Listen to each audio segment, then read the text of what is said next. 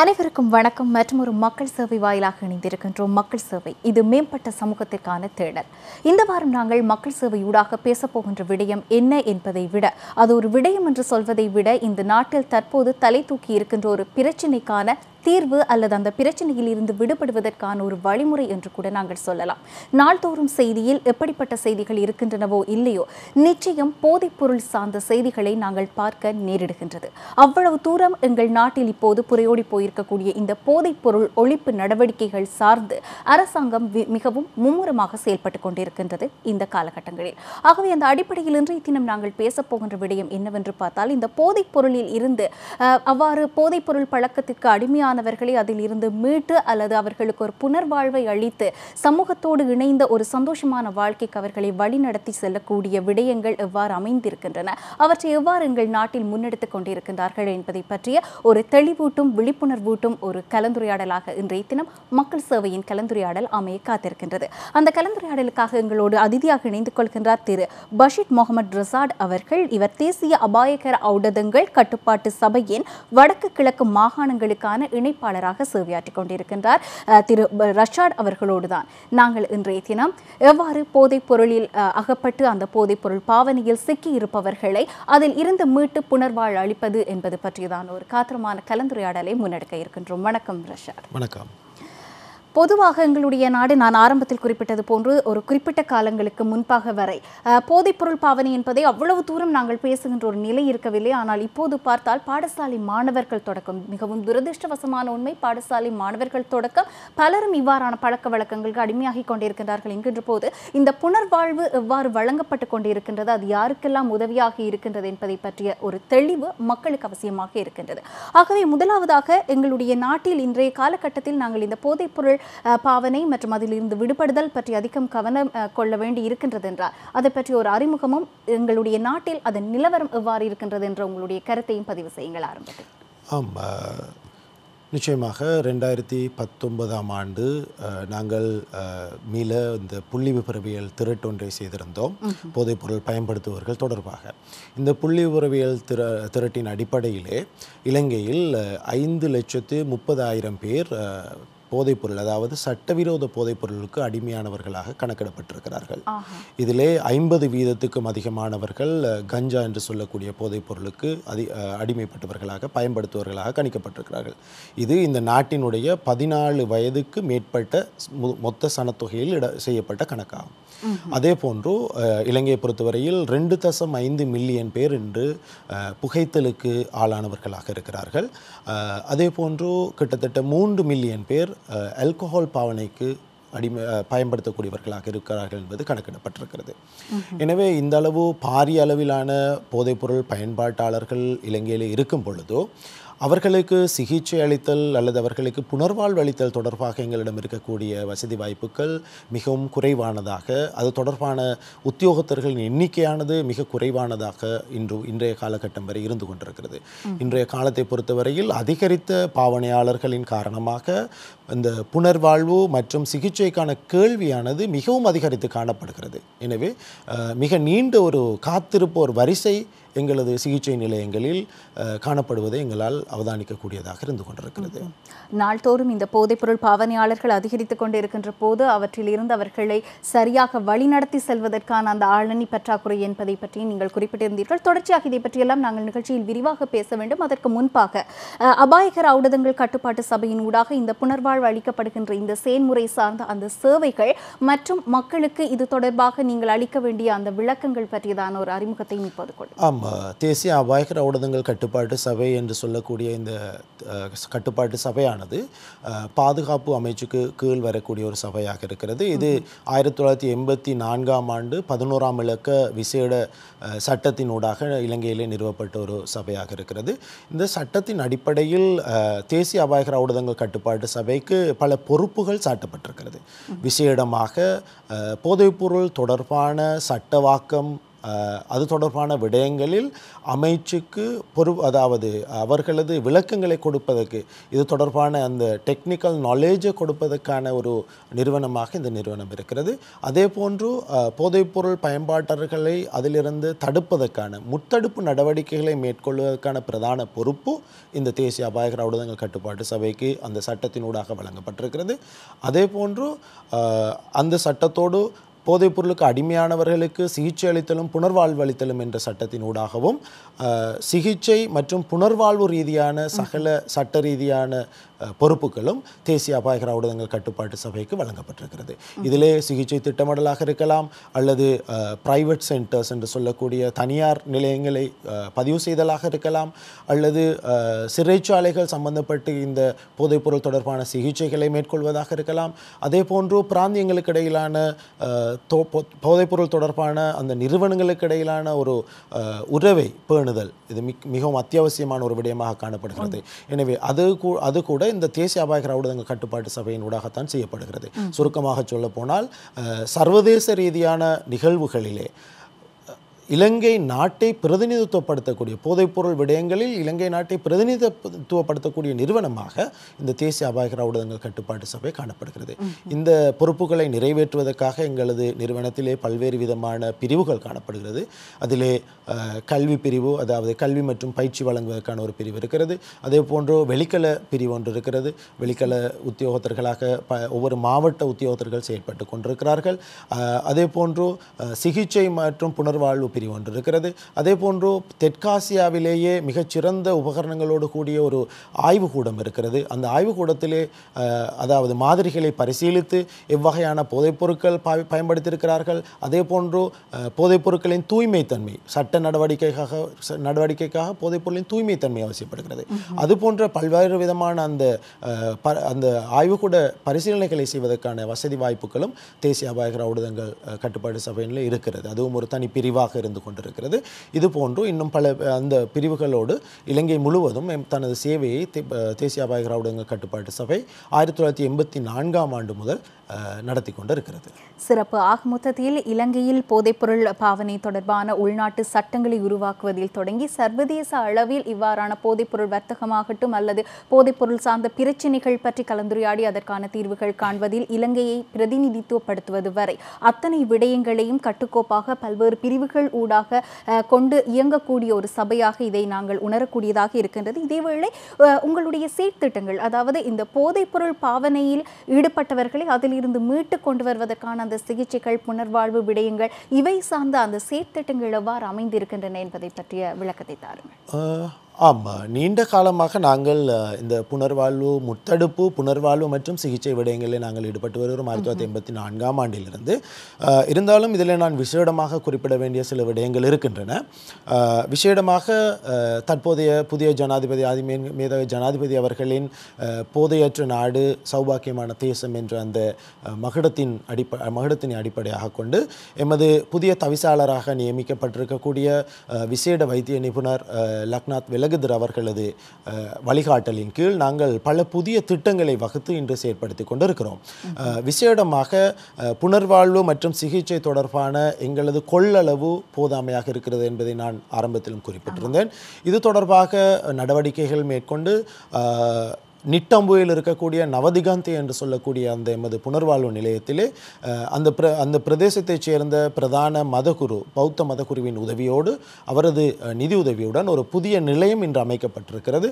இதுபோன்று இன்னும் ஒரு நிலையம் அமைப்பதற்கான வேலை திட்டங்கள் இப்பொழுது நடந்து கொண்டிருக்கிறது. இதுக்காகவும் அனுராதபுர பிரதேசத்தைச் சேர்ந்த ஒரு தனவந்தர் உதவி செய்வதற்காக வேண்டி முன் வந்திருக்கிறார்.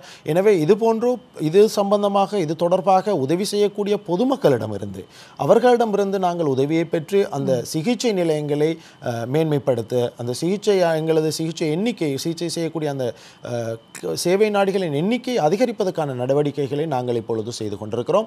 அதே போன்று நீண்ட நாட்களாக பாடசாலை மாணவர்கள் தொடர்பில், இளைஞர்கள் தொடர்பில் நாங்கள் போதைப்பொருள் முத்தடுப்பு நடவடிக்கைகளை செய்து கொண்டிருக்கிறோம். இருந்தாலும் தொடராக நாங்கள் செய்து கொண்டு வந்த அந்த முத்தடுப்பு நடவடிக்கையிலிருந்தும் வேறுபட்டதாக நாங்கள் ஒரு வேறுபட்ட சிந்தனைகளை சிந்தித்து ஒரே பிரதேசத்தைச் சேர்ந்த சிலர் போதைப்பொருளை பயன்படுத்துவதற்கும் இன்னும் சிலர் போதைப்பொருள் பயன்படுத்தாமல் இருப்பதற்குமான காரணிகள் என்ன என்பதை ஆராய்ச்சி ரீதியாக கண்டறிந்து அவர்களது திறன்களை வளர்த்தெடுப்பதை அடிப்படையாக கொண்ட ஒரு போதைப்பொருள் முத்தடுப்பு செயல் திட்டத்தை இப்பொழுது புதிதாக நாங்கள் அறிமுகப்படுத்தியிருக்கிறோம்.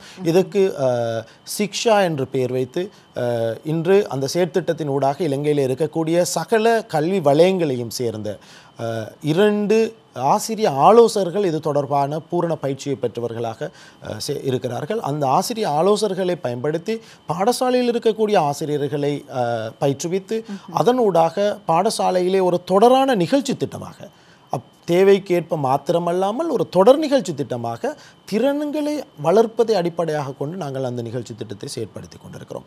அதே போன்று சிகிச்சை மற்றும் புனர்வாழ்வு அளிக்கப்பட்டவர்களுக்கு அதன் பின்னரான வாழ்க்கை என்பது ஒரு சேலஞ்சான ஒரு விடயமாக இருக்கிறது. எனவே அந்த சேலஞ்சை நாங்கள் இல்லாமல் செய்வதற்காக வேண்டி அவர்களுக்கான புதிய தொழில் பயிற்சி வசதிகளை வொகேஷனல் ட்ரைனிங் அத்தாரிட்டி அதே போன்று யூத் கோப் இளைஞர் படையணியோடு சேர்ந்து நாங்கள் அவர்களுக்கு வழங்குவதற்கான திட்டங்களை வழங்கி செயற்படுத்தி கொண்டிருக்கிறோம். இதில் விசேடமாக இளைஞர் படையணியோடு இருந்து எங்களது சிகிச்சையை பெற்று வெளியேறக்கூடிய ஒருவர் அவரது விருப்பத்துக்கேற்ப 2.5 மாத கால தலைமைத்துவ பயிற்சிக்கு உட்படுத்தப்படுகிறார். அங்கே அவரது திறன்கள் வளர்த்தெடுக்கப்படுகிறது. அதற்கு பின்னதாக 6 மாதமோ 1 வருடமோ அரசாங்க செலவிலே அவருக்கான தொழில் பயிற்சி வழங்கப்பட்டு கொண்டிருக்கிறது VTA ஊடாக, வொகேஷனல் ட்ரைனிங் அத்தாரிட்டி ஊடாக. எனவே அந்த தொழில் பயிற்சியை பெற்ற ஒருவர் ஒரு NVQ லெவல் சான்றிதழை பெற்றவராக சமூகமயப்படுத்தப்படுகிறார். அப்பொழுது அவருக்கான தொழில் வாய்ப்புகள் மிகவும் அதிகரித்த நிலைமையிலே காணப்படுகிறது. இலங்கையில் மாத்திரமல்ல வெளிநாடுகளுக்கு கூட சிறந்த சம்பளங்களுக்காக வேண்டி அவர்கள் தொழிலுக்கு செல்லக்கூடிய வாய்ப்பு இன்று ஏற்படுத்தப்பட்டிருக்கிறது. இதற்கான காரணம் போதைப்பொருள் பயன்படுத்துபவர்கள் தொடர்பாக எங்கள் சமூகத்திலே ஒரு சமூக வடு இருந்து கொண்டிருக்கிறது. அந்த சமூக வடுவின் காரணமாக இவர்களுக்கான சரியான பாதைகள் செய்து கொடுக்கப்படாத ஒரு குறைபாடு இன்றைய காலகட்டம் வரை இருந்து கொண்டிருந்தது. அதை நிரப்புவதற்காக இந்த புதிய அரசாங்கத்தினுடைய அதிமேதக ஜனாதிபதியினுடைய அந்த நோக்கின் அடிப்படையிலே நாங்கள் இந்த செயற்திட்டங்களை தேசிய அபாயகர ஊடகங்கள் கட்டுப்பட்ட சபையாக இருந்து செயற்படுத்தி கொண்டிருக்கிறோம். அருமையாக குறிப்பிட்டிருந்தீர்கள். சொல்லப்போனால் வழி தவறி போகக்கூடியவர்கள் அல்லது சமூகத்தில் இருந்து சமூகம் விரும்பாத செயற்பாடுகளுக்குள் செல்லக்கூடியவர்களுக்கு புனர்வாழ்வு வழங்கப்படுகின்ற போது அவர்களை மீண்டும் அந்த சமூகத்தோடு இணைத்து சமூகத்தால் அங்கீகரிக்கப்பட்ட விடயங்களை அவர்களுக்கு வழங்கக்கூடிய வகையில் NVQ சான்றிதழ் பெறக்கூடிய அளவிற்கு அவர்களுக்கான அந்த செயற்திட்டங்கள் திறன்களை அபிவிருத்தி செய்து வளர்ச்சி பெறச் செய்து அவர்களுக்கான தொழிற்கல்விகளை வழங்கி அவர்களை ஆளாக்குகின்ற வரை இத்தனை விடயங்களையும் இந்த சபையினால் முன்னெடுக்கின்றார்கள் என்கின்ற போது நாங்கள் செய்யக்கூடிய விடயங்கள் அவ்வாறானவர்களை இனங்கண்டு எங்கள் சமூகத்தின் மத்தியில் போதைப்பொருள் சார்ந்த அந்த பழக்க வழக்கங்களுக்குள் ஆட்பட்டு இருக்கக்கூடியவர்களை இனங்கண்டு உரிய முறையில் இவர்களிடம் ஒப்படைத்தால் அவர்கள் பின்னர் பார்த்துக்கொள்வார்கள் என்று கூட நாங்கள் சொல்லலாம். அந்த அடிப்படையில் நவீனமாக, ஏனென்றால் இந்த பிரச்சனை வளர்ந்து கொண்டே இருக்கின்றது. பாடசாலை மாணவர்கள் ஒரு 5 வருடத்திற்கு முன்பு இவ்வளவு தூரம் கவனத்தில் கொள்ளப்படவில்லை போதைப்பொருள் சார்ந்து. ஆனால் இப்போது பார்த்தால் பாடசாலை மாணவர்களிடமெல்லாம் இந்த பழக்கம் இருக்கின்றது என்ற ஒரு முக்கியமான விடயம் பேசப்பட்டு கொண்டிருக்கின்றது என்றால் அந்த அடிப்படையில் நவீனமாக ஆரம்பித்திருக்கக்கூடிய செயற்திட்டங்கள் எவ்வாறு வடிவமைக்கப்பட்டிருக்கின்றன, எந்த நோக்கத்தில் அவை வடிவமைக்கப்பட்டிருக்கின்றன, அதை பற்றி குறிப்பிடுங்கள். விசேடமாக புதிதாக நாங்கள் செயற்படுத்தக்கூடிய இந்த செயற்திட்டங்கள் எங்களது ரிசர்ச்சை அடிப்படையாக கொண்டதாக செயற்படுத்தப்பட்டு கொண்டிருக்கிறது. நாங்கள் பல ரிசர்ச் செய்திருக்கிறோம். அந்த ரிசல்ட்ஸின் அடிப்படையாகத்தான் நாங்கள் இந்த செயற்திட்டங்களை செயற்படுத்தி கொண்டிருக்கிறோம். அதாவது உதாரணமாக போதைப்பொருள் பயன்பாட்டாளர்களிடையே நாங்கள் கண்டறிந்த ஒரு விடயம் 90% அதிகமானவர்களுக்கு பொழுதுபோக்குகள் இல்லை. எனவே பொழுதுபோக்குகள் இல்லாத காரணத்தினால் அவர்கள் அந்த போதைப்பொருள் பயன்பாட்டின் பக்கம் செல்லுகிறார்கள் என்று சொன்னால் அவர்களுக்கான பொழுதுபோக்கை நாங்கள் செய்து கொடுப்பது, பொழுதுபோக்குக்கான வசதி வாய்ப்புகளை அதற்கான அவாவை அவர்களிடத்திலே உருவாக்குவது போதைப்பொருளை விட்டும் அவர்களை தள்ளி வைக்கக்கூடிய ஒரு விடயமாக நாங்கள் காணுகிறோம். எனவே அவ்வாறான பொழுதுபோக்குகள் தொடர்பான விடயங்களை ப்ரொமோட் பண்ணுவதில் நாங்கள் இப்பொழுது பாடசாலை மாணவர்களிடத்திலே ஈடுபட்டு கொண்டிருக்கிறோம். அதே போன்று ரிஃப்யூசிங் ஸ்கில், ஒரு விடயத்தை நாங்கள் ரிஃப்யூஸ் பண்ணுவதற்கான ஸ்கில் என்று நாங்கள் பொதுவாகவே வீடுகளிலே எங்களது குழந்தைகளை வளர்த்தெடுக்கும் பொழுது நாங்கள் சொல்வது அப்பா சொல்லை தட்டக்கூடாது, அம்மா சொல்லை தட்டக்கூடாது. எனவே இவ்வாறு பெரியோர் சொல்லை தட்டக்கூடாது என்று எல்லா சந்தர்ப்பங்களிலும் சொல்வது பொருத்தமாக அமையாது. எனவே அவர்கள் எதையும் ரிஃப்யூஸ் பண்ணக்கூடிய, அதாவது அவர்களது பக்கத்தில் இருக்கக்கூடிய நியாயத்தை எடுத்துச் சொல்ல முடியாத ஒரு நிலைமைக்கு தள்ளப்படுகிறார்கள்.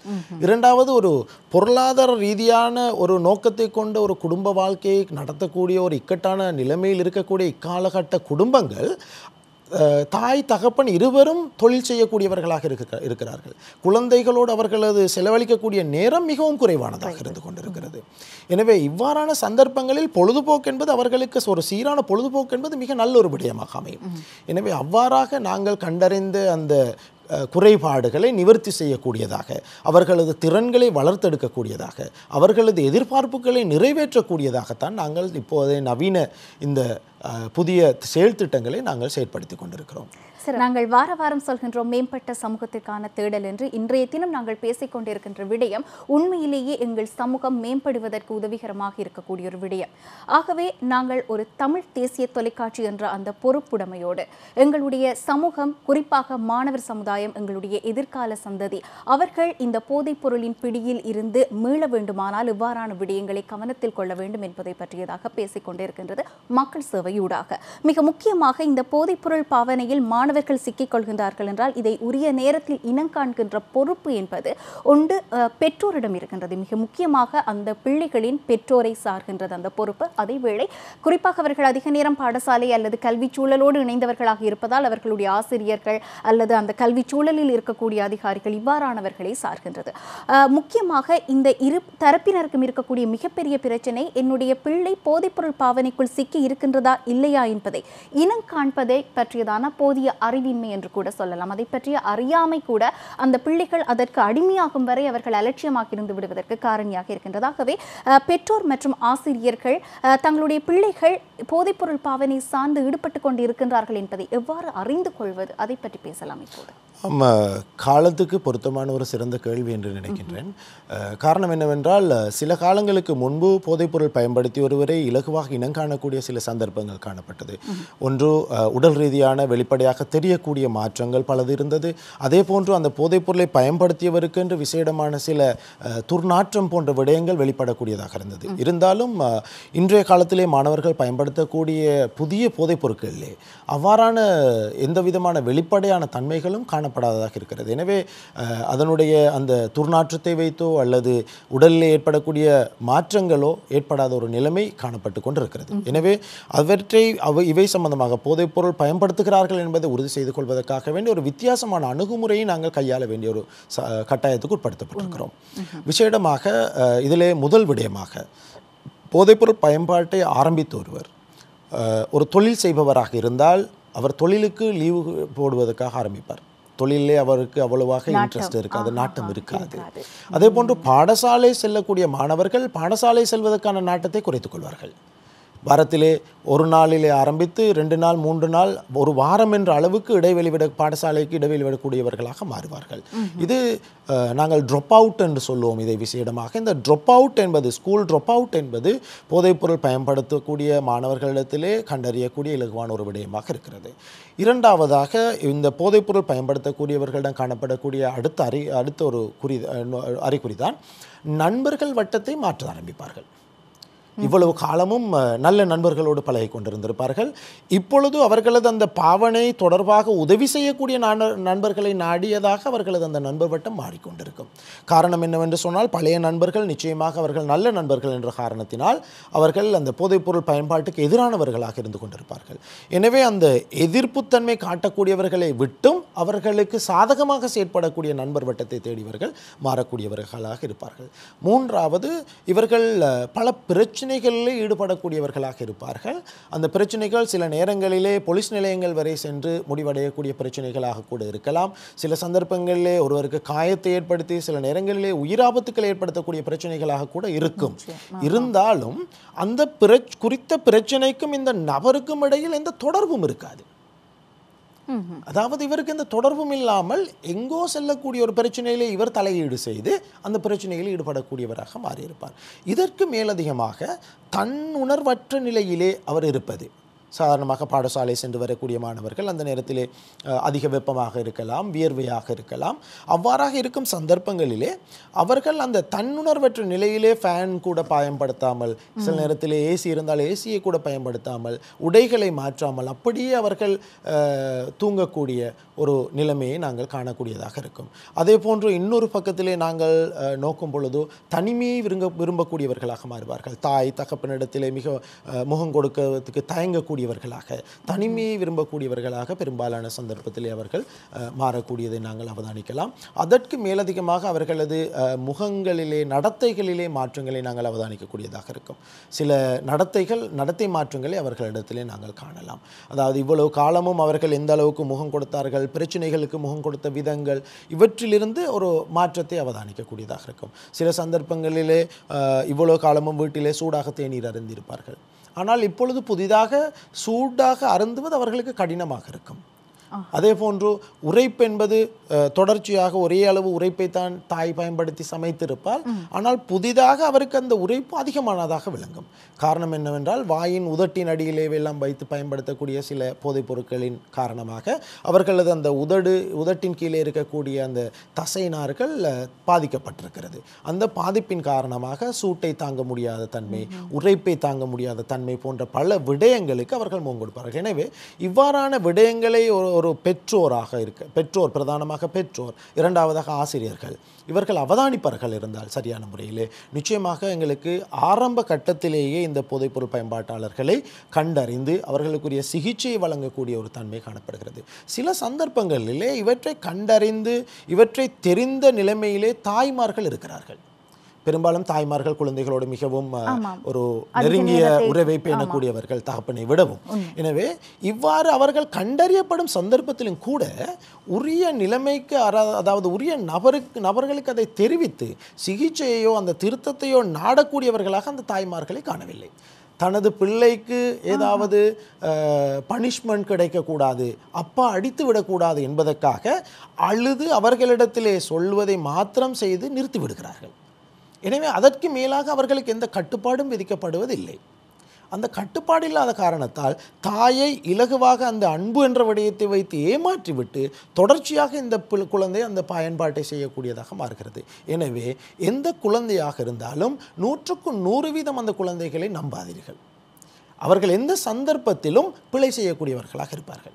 எனவே எப்பொழுதும் இவர்கள் பிழையான வழியிலே வழிநடத்தப்படலாம் என்ற அந்த எண்ணத்தோடு செயற்பட்டால், அதே போன்றோ எனது குழந்தை செய்யும் தவறுகளை நான் கண்டுகொள்ளாமல் இருக்காமல் அதை திருத்துவதற்கு உரியவரிடம் கொண்டு சென்று திருத்த வேண்டும் என்ற எண்ணம் அந்த பெற்றோர்களுக்கு இடையில் ஏற்படும் என்றால் நிச்சயமாக எங்களுக்கு பெரும்பாலான போதைப்பொருள் பயன்பாட்டாளர்களை அந்த பயன்பாட்டிலிருந்து தடுத்து கொள்ளக்கூடிய சந்தர்ப்பம் கிடைக்கும். ஏனென்று சொன்னால், போதைப்பொருளுக்கு அடிமையானவர்களில் 75% அதிகமானவர்கள் அவர்களது முதல் போதைப்பொருள் பயன்பாட்டை 15 வயதுக்கும் 24 வயதுக்கும் இடையில் செய்கிறார்கள் என்பதை ஆய்வு முடிவுகள் சொல்லிக் கொண்டிருக்கின்றன.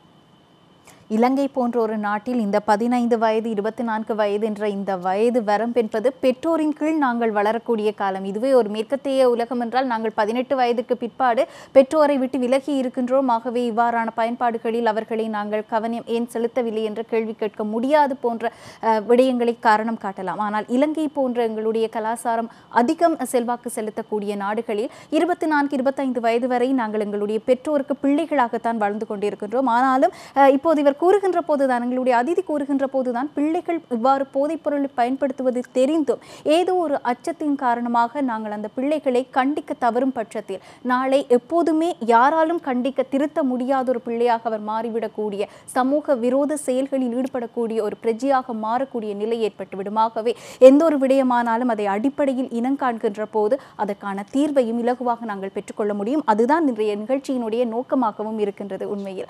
ஆகவே இந்த புனர்வாழ்வை பெற்றுக்கொள்வதற்காக நீங்கள் குறிப்பிட்டது போன்று நான் நினைக்கின்றேன் இந்த பிரச்சனை, அதாவது புனர்வாழ்வை வழங்கக்கூடிய அதிகாரிகளுக்கு இருக்கக்கூடிய பிரச்சனை, அவ்வாறானவர்களை சமூகத்தில் இருந்து இனங்கண்டு அவர்களுடைய பெற்றோர் அல்லது குடும்பத்தின் அனுமதியோடு அவர்களுக்கான அந்த சிகிச்சைகளை ஆரம்பிப்பதில் தொடங்கி உங்களுக்கு சவால்கள் ஆரம்பித்துவிடும். ஆகவே எவ்வாறான சவால்களை எல்லாம் நீங்கள் இந்த காலகட்டங்களில் எதிர்கொள்ள வேண்டி ஏற்படுகின்றது, அதை பற்றி கூறுங்கள்.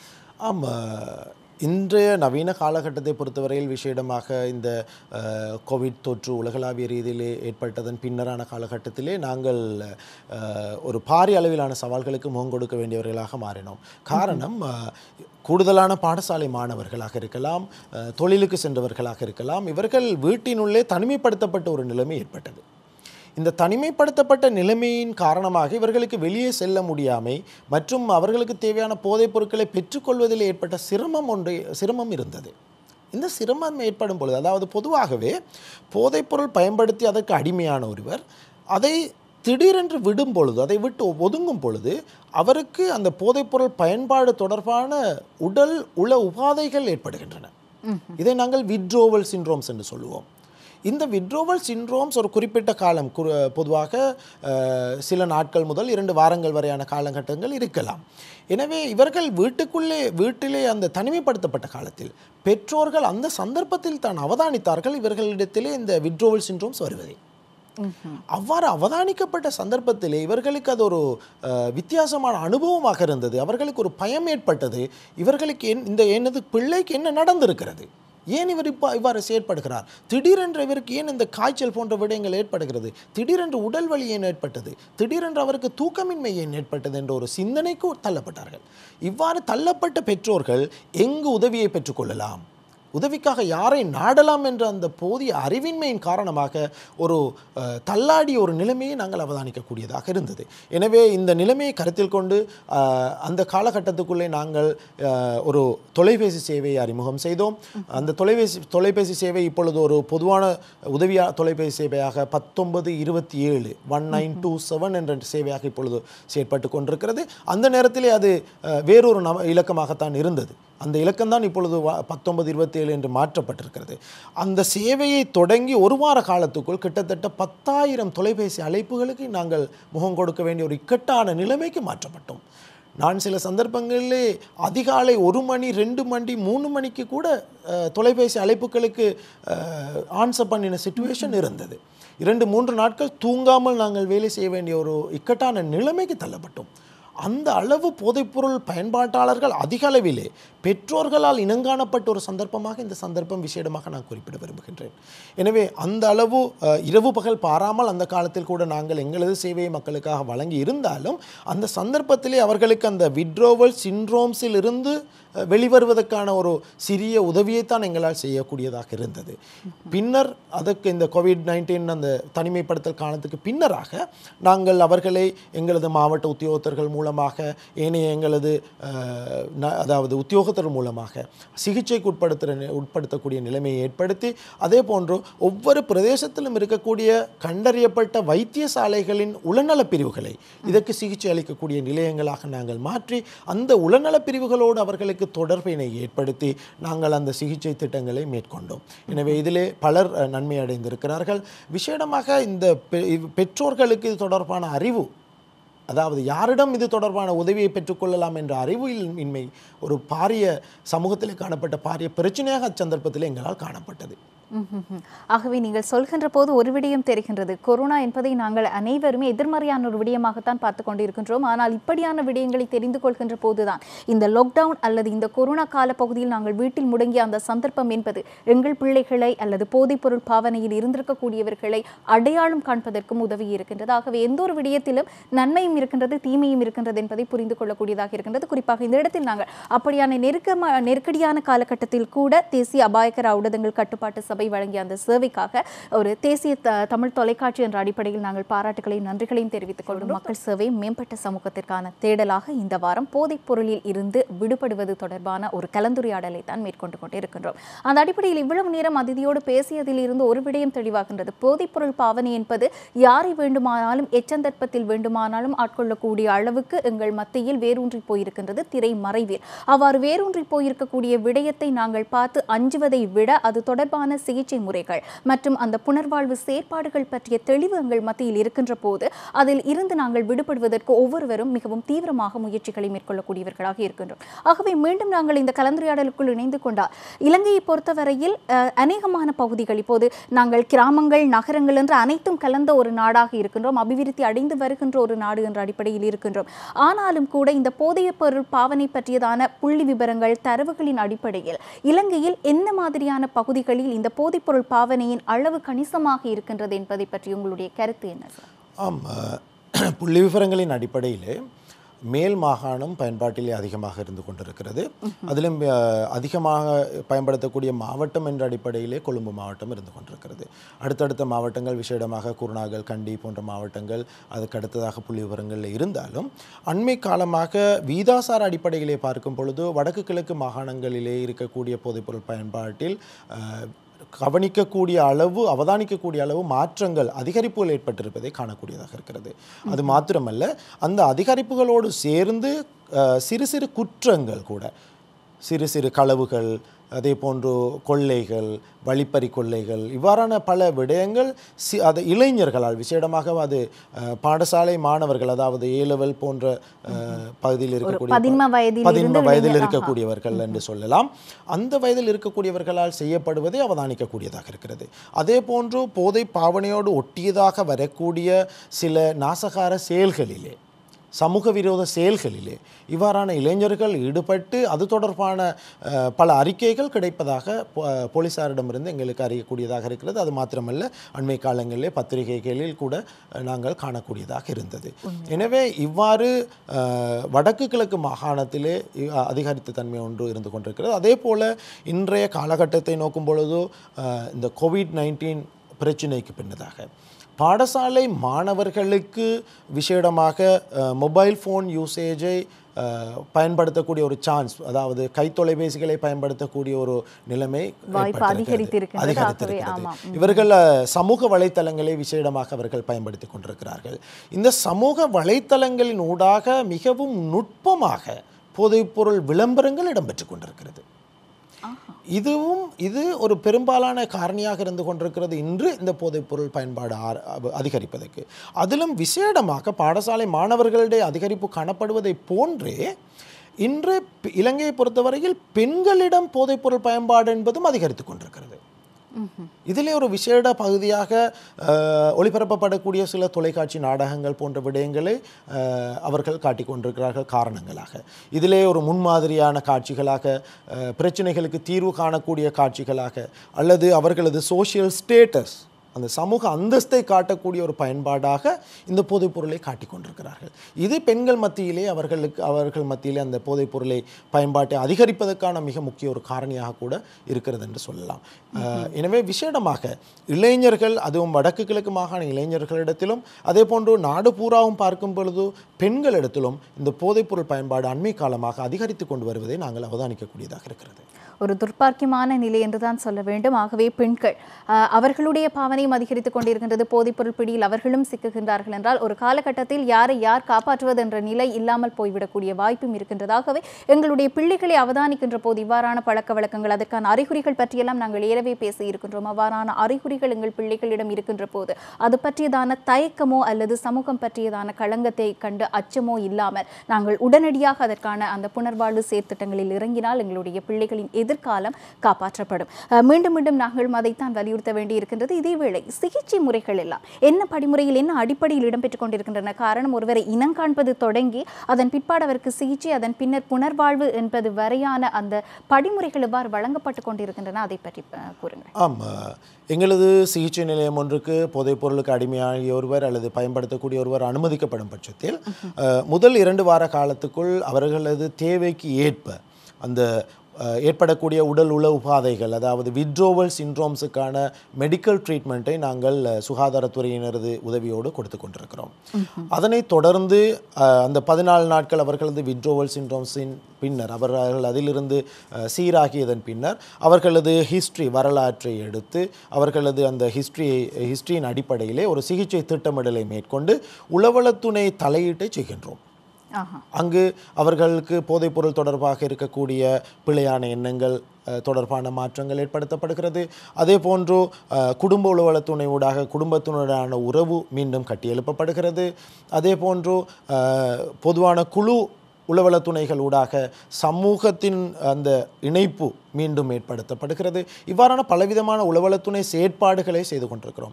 அதே போன்று அவர்களது கலை ரசனையை கூட்டுவதற்கான செயற்பாடுகள், விசேடமாக இசை, நாடகம், இது போன்ற கலை ரசனையை கூட்டுவதற்கான செயற்திட்டங்களையும் அந்த சிகிச்சை காலகட்டத்துக்குள்ளே நாங்கள் செய்கிறோம். அதே போன்று விசேடமாக வீட்டுத் தோட்டங்கள், பூஞ்செடி வளர்ப்பு போன்ற விடயங்களை செய்வதனூடாக அவர்களது உள்ளத்துக்கு ஒரு அழகான ஒரு அமைதியை கொடுக்கக்கூடிய விடயங்களை செய்கின்றோம். அதே போன்று மூச்சு பயிற்சிகள் அல்லது மெடிடேஷன் போன்ற விடயங்கள், இவற்றின் மூலமாக அவர்களது மனதுக்கு தேவையான அந்த அமைதியை, மன வலிமையை அதிகரிக்கக்கூடிய செயற்பாடுகளை நாங்கள் செயற்படுத்தி கொண்டிருக்கிறோம். அதற்கு பின்னர் அவர்கள் அங்கிருந்து சமூகமயப்படுத்தப்படும் பொழுது, சமூகமயப்படுத்தப்பட்டதன் பின்னர் எங்களது வெளிக்கள உத்தியோகத்தர்களால் தொடர்ச்சியாக அவர்கள் ஒரு பின்னூட்டலுக்கு உட்படுத்தப்படுகிறார்கள், அவர்கள் ஒரு ஃபாலோ அப்புக்கு உட்படுத்தப்படுகிறார்கள்.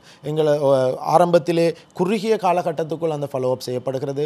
1 வாரம் 2 வார காலகட்டத்துக்குள் தொடர்ச்சியாக செய்யப்பட்டு பின்னர் அவர்களது அந்த அவதானிப்புகளுக்கு ஏற்ப அந்த கால எல்லையானது சிறு சிறிதாக தூரமாக்கப்பட்டு ஆக குறைந்தது மாதம் ஒரு முறையாவது அவர்கள் அந்த ஃபாலோ அப்புக்கு தொடர்ச்சியாக 2 ஆண்டுகள் வரையிலாவது உட்படுத்தப்படக்கூடிய காலம் இருக்கிறது. 2 ஆண்டுகளின் பின்னர் கூட 5 ஆண்டுகள் பூரணமாகும் வரையும் ஆக குறைந்தது 2-3 மாதங்களுக்கு ஒரு முறையாவது அவர்களுக்குரிய அந்த ஃபாலோ அப் செய்யப்பட்டு கொண்டிருக்கிறது. எனவே அவர்கள் சமூகத்தில் சென்ற பின்னர் எப்படி இருக்கிறார்கள், இதில் விசேடமான ஒரு விடயம் இருக்கிறது. நாங்கள் எல்லோரும் சாதாரணமாக ஒரு விடயத்தை சொல்வதுண்டு, இதை பயன்படுத்துவர்களை திருத்த முடியாது, இவர்களை குணப்படுத்த முடியாது என்ற ஒரு கருத்து சமூகத்திலே பரவலாக இருக்கிறது. காரணம் என்னவென்றால் இவர்கள் சிகிச்சையை பெற்று திரும்பி வந்து குறுகிய காலத்துக்குள்ளே மீண்டும் பயன்படுத்த ஆரம்பிக்கக்கூடியவர்களாக இருக்கிறார்கள். இது உண்மையாக சமூகத்தினுடைய பிழையோ அல்லது சிகிச்சையின் பிழையோ அல்ல. இந்த அடிமைத்தனத்தின் வட்டத்திலே அதாவது ரிலாப்ஸ் மீண்டும் பயன்படுத்தல் என்பது ஒரு பகுதி, ஒரு கட்டம். எனவே அவர்கள் எந்த சந்தர்ப்பத்திலும் மீண்டும் பயன்படுத்தக்கூடியவர்களாக மாறலாம். அவர்கள் அவ்வாறு மாறாமல் இருப்பதற்கான செயற்பாடுகளை செய்து கொடுப்பது குடும்பத்தினரதும் சமூகத்தினதும் பொறுப்பாக இருக்கிறது. எனவே அதை அவர்கள் எவ்வாறு செய்ய வேண்டும் என்ற அறிவூட்டலை அவர்களுக்கு வழங்குவது தேசிய அபாயகர ஊடகங்கள் கட்டுப்பாட்டு சபையான எங்களது பொறுப்பாக, தேசிய நிறுவனமாகிய எங்களது பொறுப்பாக இருந்து கொண்டிருக்கிறது. எனவே அதைத்தான் நாங்கள் இன்று சமூகத்திலே சென்று செய்து கொண்டிருக்கிறோம், அந்த முயற்சியிலே ஈடுபட்டு கொண்டிருக்கிறோம். அதே போல விசேடமாக அவர்களுக்கான தொழில் வாய்ப்புகளை ஏற்படுத்தி கொடுத்தல் போன்ற விடயங்களை கூட நாங்கள் அவதானம் செலுத்தி கொண்டிருக்கிறோம். இவ்வாறாகத்தான் எங்களது அந்த சிகிச்சை திட்டமிடல், அந்த சிகிச்சை முறைமையானது தற்பொழுது செயற்பட்டு கொண்டிருக்கிறது. சிறப்பு. ஆகவே நேரடியாக அடுத்த கேள்விக்கு விரைவாகவே சென்று விடலாம். இந்த காலகட்டம் என்பது கோவிட்-19 காலகட்டம். ஆகவே இந்த கோவிட்-19 காலகட்டத்தில் அதிகளவு நெருக்கடிகளை சந்தித்த ஒரு சபையாக அல்லது ஒரு நிறுவனமாக நீங்கள் இருக்கின்றீர்கள், அபாயகர ஊடகங்கள் கட்டுப்பாட்டு சபை இருக்கின்றீர்கள். ஆகவே இந்த கோவிட்-19 காலப்பகுதி எவ்வாறு அமைந்திருந்தது உங்களை பொறுத்தவரை? ஆமாம், விசேடமாக இலங்கையிலே கோவிட்-19 தொற்றை எடுத்துக்கொண்டால் பல கிளஸ்டர்ஸ், விசேடமாக பல குழுமங்கள் இந்த போதைப்பொருள் பயன்பாட்டாளர்களை அடிப்படையாக கொண்டு உருவாகியதை நாங்கள் அவதானிக்கக்கூடியதாக இருந்தது. விசேடமாக 2 விடயங்கள். போதைப்பொருள் இல்லை, அதற்கான தட்டுப்பாடு ஏற்படும் பொழுதோ எந்த ஒரு அளவு தூரத்திலும் சென்று எவ்வாறான விடயங்களுக்கு முகம் கொடுத்து அதை பெற்றுக்கொள்ள வேண்டும் என்ற ஆசை அவாவுடையவர்களாக அவர்கள் காணப்படுகிறார்கள். எனவே எங்களுக்கு அந்த தொற்று ஏற்படுமா, எங்களின் மூலமாக நாங்கள் பழகக்கூடிய சமூகத்துக்கு, எமது குடும்பத்துக்கு அந்த தொற்று ஏற்படுமா என்ற அந்த விடயம் அவர்கள் சிந்திக்காத ஒரு விடயமாக இருந்து கொண்டிருந்தது. 2வது, போதைப் பொருளை பயன்படுத்தும் பொழுது இயற்கையாகவே விஞ்ஞான அடிப்படையிலே சொல்லுகிறார்கள், அவர்களது உடலிலே இருக்கக்கூடிய அந்த நோய் எதிர்ப்பு சக்தி குறைவடைகிறது. எனவே இவ்வாறான தொற்றுக்களுக்கு ஆளாகக்கூடிய அந்த அபாயமான கட்டத்துக்கு இவர்கள் தள்ளப்படுகிறார்கள். எனவே அந்த அபாயத்தை அவர்கள் எதிர்நோக்கி கொண்டிருக்கிறார்கள். அந்த அபாயத்தினோடு எந்த விதமான சுகாதார வழிமுறைகளையும் கடைபிடிக்காமல் இவர்கள் தனது போதைப் பொருளை பெற்றுக்கொள்வதற்காக முயற்சிக்கிறார்கள். அச்சந்தர்ப்பத்திலே அவர்கள் அந்த தொற்றுக்குள்ளாகிறார்கள். அந்த தொற்றுடன் அவர்களது குடும்பத்தாரிடம் வரும் பொழுது அல்லது அவர்கள் சமூகத்திலே சாதாரணமாக செயற்படும் பொழுது அந்த சமூகம், அந்த குடும்பம் தொற்றுக்குள்ளாகக்கூடிய ஒரு இக்கட்டான நிலைமை ஏற்பட்டிருக்கிறது. எனவே இவர்கள் அவ்வாறான செயற்பாட்டின் காரணமாக நாங்கள் ஒரு பாரிய அளவிலான பிரச்சனைகளுக்கு நாங்கள் மற்றும் பாதுகாப்பு பிரிவினர் முகம் கொடுத்தார்கள். சில சந்தர்ப்பங்களிலே பாதுகாப்பு பிரிவிலே வேலை செய்த சிலர் கூட இவர்கள் காரணமாக தொற்றுக்குட்பட வேண்டிய ஒரு இக்கட்டான நிலைமை, ஒரு பயங்கரமான நிலைமை கூட இலங்கையிலே ஏற்பட்டிருந்ததை அவதானிக்கக்கூடியதாக இருந்தது. அதே போன்று இந்த கோவிட்-19 தொற்றோடு ஏற்பட்ட சில ரெஸ்ட்ரிக்ஷன்ஸ், அதாவது சமூக இடைவெளி என்பதை விட ஆளிடைவெளியை பேணுதல் என்ற வார்த்தையை நான் பயன்படுத்துவதை விரும்புகிறேன். மனிதன் சமூகத்தை விட்டு இடைவெளி விட்டு இருப்பது கடினமாக ஒரு விடயமாகும். எனவே ஆளிடைவெளியை பேணுதல் என்ற அடிப்படையிலே செயற்படக்கூடிய உத்தியோகத்தர்களது பாதுகாப்பை உறுதிப்படுத்தியதாக இந்த செயற்பாட்டில் ஈடுபடுவது சம்பந்தமாக எங்களுக்கு சில பிரச்சனைகள் ஏற்பட்டது. காரணம் என்னவென்றால் இதுவரையும் நாங்கள் இவ்வாறான ஒரு இக்கட்டான சூழ்நிலையை எதிர்கொண்டதில்லை. இது முதன்முறையாக ஒரு உலகமே எதிர்கொள்ளக்கூடிய ஒரு விடயமாக இருக்கிறது. இவ்வளவு காலமும் நாங்கள் வீடுகளுக்கு சென்று, அவர்கள் இருக்கக்கூடிய இடங்களுக்கு சென்று அவர்களை சந்தித்து அவர்களோடு கலந்துரையாடி அவர்களுக்கான அந்த உளவள துணை தலையீட்டை செய்து அவர்களுக்கான சிகிச்சைகளை வழங்கி கொண்டிருந்தோம். இப்பொழுது நாங்கள் அவர்களை விட்டும் தூரமாக்கப்பட்ட நிலையிலே தொலைபேசி ஊடாகவோ அல்லது வேறு ஊடகங்களை பயன்படுத்தியோ எவ்வாறு இதை செய்ய செய்யலாம் என்ற ஒரு நிலைமைக்கு நாங்கள் தள்ளப்பட்டிருந்தோம். நிச்சயமாக அந்த சந்தர்ப்பங்களிலே அதிமேதகு ஜனாதிபதி முதல் பாதுகாப்பு செயலாளர் முதல் எங்களது சபையினுடைய தவிசாளர் வரை சகலரும் எங்களுக்கு அதுக்கு தேவையான வசதிகளையும் அதற்குரிய அறிவூட்டல்களையும் செய்து கொண்டிருந்தார்கள். அதற்குரிய இன்ஸ்ட்ரக்ஷன்ஸை தந்து அதற்குரிய சர்வீஸை வழங்கக்கூடிய ஒரு சந்தர்ப்பத்தை எங்களுக்கு ஏற்படுத்தி தந்திருந்தார்கள். எனவே அது தொடர்பாக விசேடமாக எங்களது தவிசாளர், பாதுகாப்பு செயலாளர், அதே போன்று இந்த நாட்டினுடைய ஜனாதிபதி ஆகியோருக்கு எமது நன்றியை தெரிவிக்க நாங்கள் கடமைப்பட்டவர்களாக இருக்கிறோம். நிச்சயமாக சமூகமாக ஒன்றிணைந்தால் தான் இந்த போதைப்பொருள் பாவனையில் இருந்து எங்களுடைய சமூகத்தை நாங்கள் இல்லாதொழித்து விடுபட்ட ஒரு ஆரோக்கியமான சமூகமாக கட்டியெழுப்ப முடியும். ஆகவே தொடர்ந்தும் பேசலாம். மக்கள் சேவையில் இன்னும் பல விடயங்கள் இருக்கின்றன. போதைப்பொருள் பாவனை பற்றியும் அதில் இருந்து நாங்கள் விடுபடுவது தொடர்பில் கவனம் செலுத்த வேண்டிய விடயங்கள் பற்றியும் மக்கள் சேவையில் இன்றைய தினம் போதைப்பொருள் பாவனையில் இருந்து விடுபடுதல் பற்றியதான ஒரு விழிப்புணர்வை ஏற்படுத்தக்கூடிய கலந்துரையாடலை மேற்கொள்கின்றோம். அந்த அடிப்படையில் இந்த கோவிட் கால பகுதியில் நாங்கள் அநேகமான போதைப்பொருள் பாவனையாளர்களை இனம் கண்டிருக்கின்றோம். அவர்களுக்கான சிகிச்சைகள் வழங்கப்பட்டிருக்கின்றன என்பவையெல்லாம் ஒருபுறம் இருந்தாலும் இந்த தடுப்பூசிகள் இப்போது வழங்கப்பட்டு கொண்டிருக்கின்ற காலகட்டத்தில் இந்த போதைப்பொருள் பாவனையில் சிக்கியவர்களுக்கு தடுப்பூசி செலுத்த முடியுமா இல்லையா என்ற கேள்வியும் சந்தேகமும் கூட பலரிடம் இருக்கின்றது. ஆகவே அது பற்றியதான் உங்களுடைய பதில் என்ன? இது தொடர்பாக அண்மை காலம் முதல் அதிக அளவிலே கதைக்கப்பட்டு வருகின்றது. விசேடமாக இலங்கையிலே புகையிலை மற்றும் ஆல்கோஹால் தொடர்பாக செயற்படக்கூடிய நாட்டா நிறுவனத்தினுடைய தவிசாளர் அவர்கள் இது தொடர்பான ஒரு அறிக்கையை வெளியிட்டிருந்தார். அதே போன்று பலர் கருத்து தெரிவித்திருந்தார்கள். அது தொடர்பாக விசேடமாக புகைக்கக்கூடியவர்கள் அவர்கள் நேராகவே இவ்வாறான அதாவது நுரையீரல் தொடர்பான உபாதைகளுக்கு உள்ளாவதன் காரணமாக அவர்களுக்கு இது ஒரு பிரச்சனையாக அமையக்கூடும் என்ற ஒரு கருத்தை தெரிவித்திருந்தார்கள். அதே போன்று பொதுவாக மருந்துகள் செயற்படக்கூடிய அதாவது மருந்துகள் தனது அந்த மாற்றத்தை ஏற்படுத்தக்கூடிய இடமாக இருக்கக்கூடிய ஈரல் ஆல்கோஹால் பயன்பாட்டின் பொழுது விசேடமாக பாதிக்கப்படுவதன் காரணமாகவும் இந்த பிரச்சனை இந்த தடுப்பூசியானது சில நேரங்களிலே பிரச்சனை ஏற்படுத்தக்கூடும் என்பதாக அவர்கள் கருத்து தெரிவித்திருந்தார்கள். அதற்கு மேலதிகமாக நோய் எதிர்ப்பு சக்தி குறைவாக இருக்கக்கூடியவர்களுக்கு அந்த குறிப்பிட்ட அதாவது தடுப்பூசி ஏதாவது பாதிப்பை ஏற்படுத்தலாம் என்ற ஒரு கேள்வியையும் அவர்கள் எழுப்பியிருந்தார்கள். எனவே இது தொடர்பான அதிகரித்த விடயங்களை நான் சொல்வதற்கு ஒரு நிபுணத்துவம் வாய்ந்தவராக இல்லாவிட்டாலும் அவர்களது கருத்துக்களின் அடிப்படையில் அந்த சொல்லக்கூடிய விடயங்களின் உண்மைத்தன்மை ஒன்று இருப்பதன் காரணமாக சற்று அதாவது அந்த பயன்பாட்டாளர்கள் அந்த தடுப்பூசியை போட்டுக்கொள்ளும் பொழுதோ சற்று அவர்களது புத்தியை பயன்படுத்தி அவர்களது அந்த சிந்தனா சக்தியை பயன்படுத்தி சிந்தித்து அதை விட்டும் அவர்கள் விடுபடுவார்கள் என்றால் அது சிறப்பானது என்ற கருத்தை நான் முன்வைக்க விரும்புகின்றேன். காரணம் என்னவென்று சொன்னால் அவர்கள் பயன்படுத்தக்கூடிய அந்த போதைப் பொருட்களின் காரணமாக அவர்களுக்கு எந்த நன்மையும் கிடைப்பதில்லை. உடலுக்கு பொதுவாக அவர்கள் பல காரணிகளை சொல்லிக் கொண்டிருக்கிறார்கள். சில நேரங்களிலே மன அழுத்தத்துக்காக பயன்படுத்துகிறோம், சில நேரங்களிலே எங்களது தொழிலின் தன்மை காரணமாக பயன்படுத்தி கொண்டிருக்கிறோம், சில நேரங்களிலே நாங்கள் தூக்கம் முழிப்பதற்காக நித்திரை முழிப்பதற்காக பயன்படுத்தி கொண்டிருக்கிறோம், இவ்வாறு குடும்ப பிரச்சனையிலிருந்து நாங்கள் மீள்வதற்காக பயன்படுத்தி கொண்டிருக்கிறோம். ஏன் இளைஞர்கள் பல சந்தர்ப்பங்களிலே காதலிலே தோல்வியுற்றதுக்காக நான் பயன்படுத்தி கொண்டிருக்கிறேன் என்றெல்லாம் பல காரணிகளை சொல்கிறார்கள். ஆனால் இந்த எந்த காரணியும் அந்த பயன்பாட்டுக்கு அதாவது அந்த பயன்பாட்டின் மூலம் செயற்படுத்தப்படுகிறது அல்லது இந்த காரணிக்கு விடை காணப்படுகிறது என்ற விடயம் விஞ்ஞானபூர்வமாக எங்கேயும் சொல்லப்படவில்லை. உதாரணமாக இவர்கள் சொல்லுவதன்படி போதைப் பொருளினூடாக அதிக மகிழ்ச்சி அடையலாம் என்றிருந்தால், போதைப் பொருளினூடாக கவலையை மறக்கலாம் என்றிருந்தால், போதைப் பொருளினூடாக பிரச்சனைகளுக்கு தீர்வு காணலாம் என்றிருந்தால், எங்கள் ஊர்களில் இருக்க வேண்டிய மிக மகிழ்ச்சியான பிரச்சனைகள் குறைவான துக்கமில்லாத நபராக அந்த ஊரில் இருக்கக்கூடிய போதைப்பொருள் மிகவும் அதிகமாக போதைப்பொருள் பயன்படுத்தக்கூடிய நபர் இருக்க வேண்டும். ஆனால் அது அவ்வாறு இல்லை.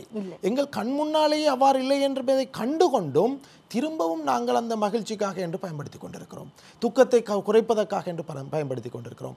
உதாரணம் எங்கள் கண் முன்னே இருக்கிறது. ஆனாலும் நாங்கள் அந்த உதாரணத்தை கண்டும் அதை எங்களுக்கு சிந்தனைக்கு எடுத்துக்கொள்ளாமல் நாங்கள் பயன்படுத்தி பொய்யான காரணிகள், இதை ஆங்கிலத்தில் மித்ஸ் என்று சொல்லுவார்கள், அதாவது மூட நம்பிக்கைகளாக அவற்றை பயன்படுத்தி செய்து கொண்டிருக்கிறார்கள். எனவே அவ்வாறான விடயங்களை செய்வதன் மூலமாக உடலுக்கு எந்த நன்மையும் இல்லை என்று இருக்கிறது. ஒரு தடுப்பூசியினூடாக உயிராபத்தை எதிர்நோக்கக்கூடிய ஒரு வைரஸை நாங்கள் தடுத்துக் கொள்வதற்காக வேண்டி இவ்வாறான பயன்பாட்டை விட்டு நீங்குவதென்பது அவர்களுக்கு உண்மையாக தரப்பட்டிருக்கக்கூடிய செய்யக்கூடிய ஒரு சிறந்த சந்தர்ப்பம் இந்த பிரச்சனையை விட்டு வெளிவருவதற்கு என்று நான் நினைக்கின்றேன். அழகாக குறிப்பிட்டிருந்தீர்கள். அதேவேளை இந்த போதைப்பொருள் பாவனையில் இருந்து விடுபடுதல் பற்றி நாங்கள் பேசிக் கொண்டிருக்கின்ற போது இன்னும் ஒரு விடயத்தை பேசியாக்க வேண்டியிருக்கின்றது. இன்றைய காலகட்டத்தில் ஒரு அண்மை காலமாக அரசாங்கத்தினுடைய பொறிமுறை என்பது சிறப்பாக நேர்த்தியாக முன்னெடுக்கப்பட்டு கொண்டிருக்கின்றது. அதில் எந்த விதமான குழப்பங்களோ தடைகளோ இல்லாமல் அது நேர்த்தியாக முன்னெடுக்கப்பட்டு கொண்டிருக்கின்ற போது மக்கள் தரப்பில் இருந்து அல்லது ஒரு சிலரிடம் இருந்து எழக்கூடிய ஒரு விடயம்தான் கஞ்சாவை சட்டமயமாக்கினால் என்ன என்பது போன்ற கேள்விகளாகவே. இந்த கேள்விக்கான அது சம்பந்தமான அதிகாரியாக இருக்கின்ற உங்களுக்கு தான் அது பற்றியதான ஒரு புரிந்துணர்வும் தெளிவான பார்வையும் இருக்கும். ஆகவே அதை பற்றியதான் உங்களுடைய தெளிவுபடுத்தல் என்ன? காலத்துக்கு மிகவும் உசிதமான ஒரு கேள்வி என்று நினைக்கின்றேன். விசேடமாக அவர்கள் கேட்பது கஞ்சாவை மருந்துக்காக பயன்படுத்துவதற்கு அனுமதி தருமாறு. இலங்கையிலே இன்றைக்கு இருக்கக்கூடிய ஆயுர்வேத சட்டத்தின் கீழ் ஆயுர்வேத திணைக்களத்துக்கு கஞ்சாவை மருந்துக்காக பயன்படுத்துவதற்கான சகல சட்ட அதிகாரங்களும் கொடுக்கப்பட்டிருக்கிறது. கடந்த வருடங்களிலே 200 கிலோ முதல் 235 கிலோவுக்கு இடைப்பட்ட கஞ்சா ஒவ்வொரு வருடமும் மருந்துக்காக பயன்படுத்தி இருப்பதையும் ஆயுர்வேத திணைக்கள அறிக்கைகள் மூலமாக நாங்கள் காணக்கூடியதாக இருக்கிறது. இதில் விசேடமாக நான் ஒன்றை குறிப்பிட விரும்புகின்றேன். மருந்து என்பது எவ்வாறு இருக்க வேண்டும்? நிச்சயமாக ஒரு நோய்க்காக மருந்து எடுக்கப்படல் வேண்டும். அதிலே வைத்தியரின் பரிந்துரை இருக்க வேண்டும். அந்த மருந்தினுடைய குறிப்பிட்ட அளவு இருக்க வேண்டும்.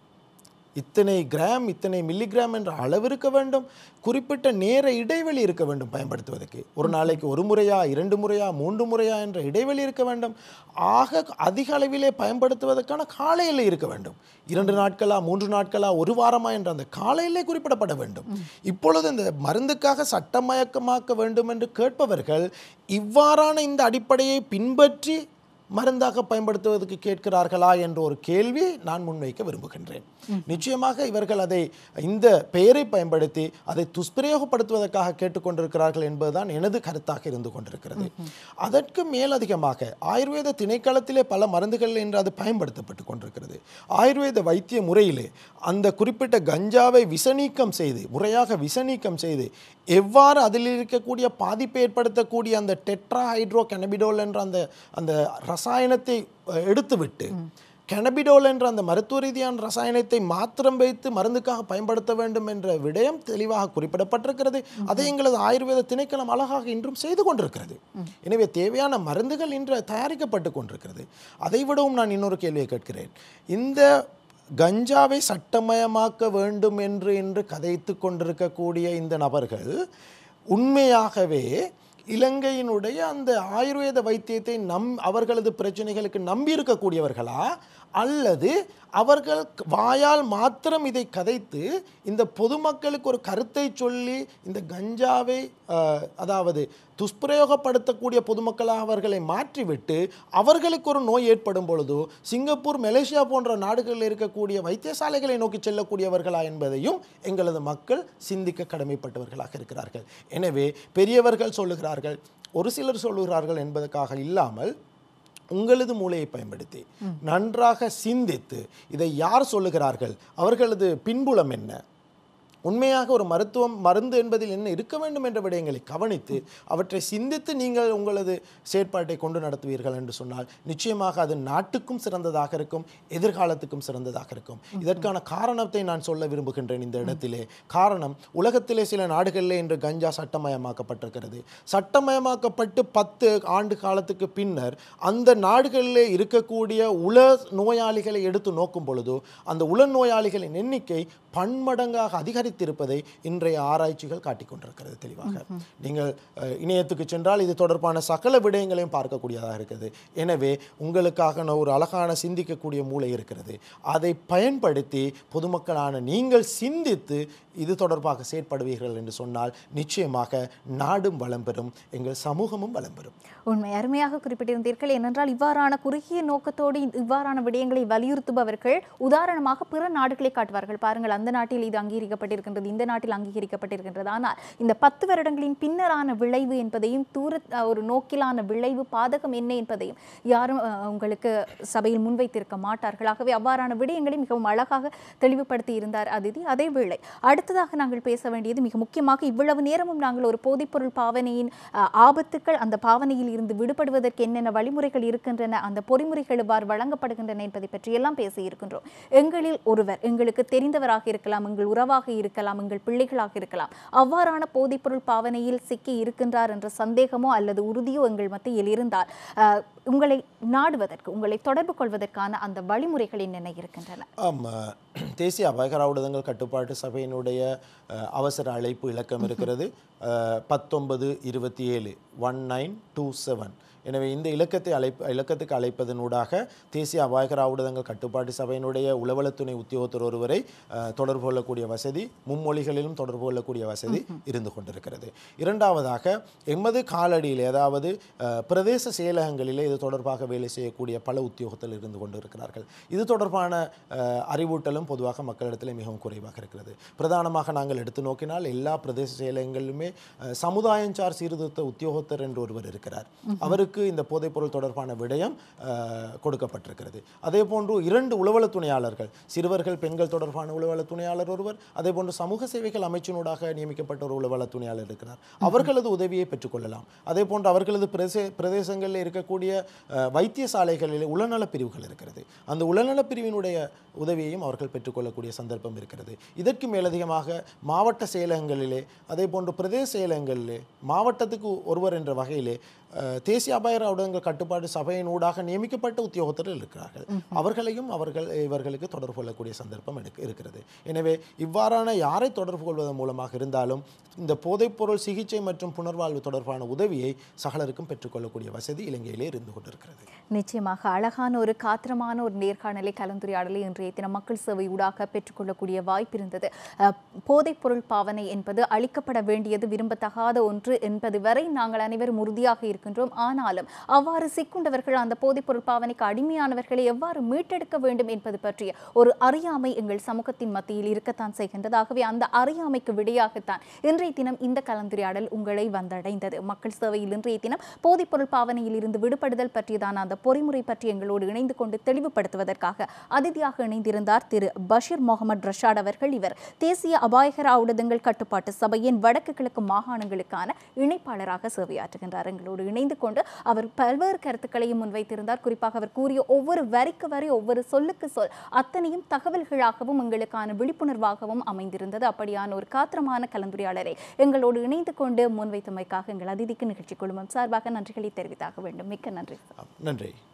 இன்றைய தினம் மக்கள் சேவை உங்களுக்காக வழங்கி இருக்கக்கூடிய இந்த கலந்துரையாடலானது எங்கள் ஒவ்வொருவருக்கும் அவசியமான கலந்துரையாடல். இன்றைய காலகட்டத்தில் விழித்துக் கொள்ளாவிட்டால் இன்னும் 10 வருடங்களின் நிலைமை எவ்வாறு இருக்கும் என்பதை பற்றி சற்று நாங்கள் கற்பனை செய்து பார்த்தாலேயே நாங்கள் ஒவ்வொருவரும் இது தொடர்பான பொறுப்பு வாய்ந்தவர்களாக செயல்பட ஆரம்பித்து விடுவோம். இவ்வாறான போதைப்பொருள் பாவனையில் சிக்குண்டவர்கள் எங்கள் வீட்டில் இருக்கலாம், அயல் வீட்டில் இருக்கலாம், எங்களுக்கு தெரிந்தவராக, பாடசாலை நண்பராக, இப்படி அலுவலகத்தில் இருப்பவராக, இப்படி யாரோ ஒருவராக இருக்கலாம். ஆகவே 1927 என்ற அந்த தொலைபேசி இலக்கம் ஊடாக நீங்களும் இணைந்து கொண்டு அவர்கள் பற்றிய தகவல்களை பரிமாறி அவர்களுக்கான ஒரு பிரகாசமான எதிர்காலத்தை வழங்கக்கூடிய வாய்ப்பு ஒவ்வொருவருக்கும் இருக்கின்றது என்பதை மீண்டும் மீண்டும் வலியுறுத்தி கொண்டு இன்றைய தினம் மக்கள் சேவை உங்களுக்காக கொண்டு வந்த தலைப்பும் கலந்துரையாடலும் பயனுள்ளதாக அமைந்திருக்கும் என்ற நம்பிக்கையோடு மற்றொரு வாரம் மற்றொரு மக்கள் தேடலுக்கான ஒரு சந்தர்ப்பமாகவும் களமாகவும் இந்த மக்கள் சேவை அமையும் என்ற வாக்குறுதியை உங்களுக்கு வழங்கிக் கொண்டு தயாரிப்பாளர்கள், உதவி கலைஞர், தொழில்நுட்ப கலைஞர்கள் அனைவருக்கும் நன்றி கூறி நானும் விடைபெறுகின்றேன். நன்றி, வணக்கம்.